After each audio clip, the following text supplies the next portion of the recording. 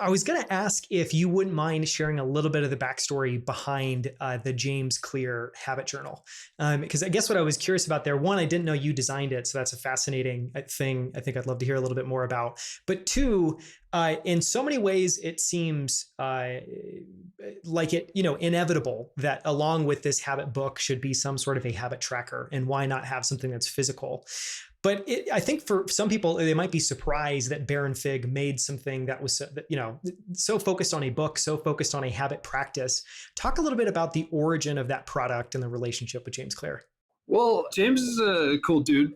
Definitely a weird guy in a good way. And we'll talk about in the full podcast, how much I love weird. And James is a unique character. And I was invited to a retreat. I met James.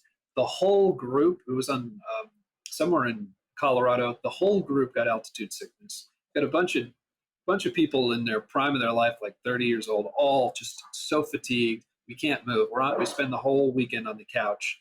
And I got to know James. We kept talking a little bit. He invited me to dinner when he was in New York.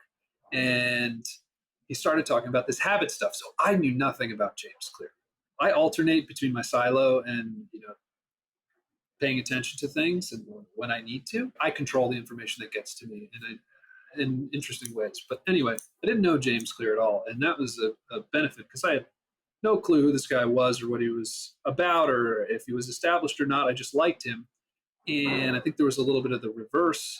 And he was talking about this habit journal, and I said, dude, at that point I'd been tracking my habits for like 8 years or whatever it was. And I'm like, man, there's nobody better to help you make this thing than me.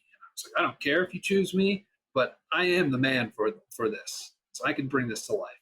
And so we left it at that. Eventually he emailed me and was like, cool, man, let's do it. And it was a process of maybe 6 months, just emailing back and forth. He'd send me some ideas. I'd whip it up. I'd add my ideas, and it went back and forth. And it was almost casual because he was writing Atomic Habits at the time. And so I had to sneak it in. Of course, I had a ton of things going on. So it's such a low-key development. And then all of a sudden it was real. And I didn't ask about Atomic Habits. I didn't know it was called anything. And then he released this book, and all of a sudden everyone's talking about it. I'm like, who the hell is James Clear? So it was wonderful. It was nice. And I'm glad it happened that way because I think we were just able to talk as two dudes, not two dudes who do X and Y. And we made a great product. And, of course, Atomic Habits is a bestseller, and the Habit Journal is a bestseller. And it was just a pleasure. Yeah, you guys have it on your website in the bestseller section. Hope to see more collaborations like that. Yeah. We also have, just speaking of author collaborations, we have a new journal about writing with Roxane Gay. And this thing is sold out already early in its lifespan. So I'd recommend anyone check that out as well if they're interested in writing.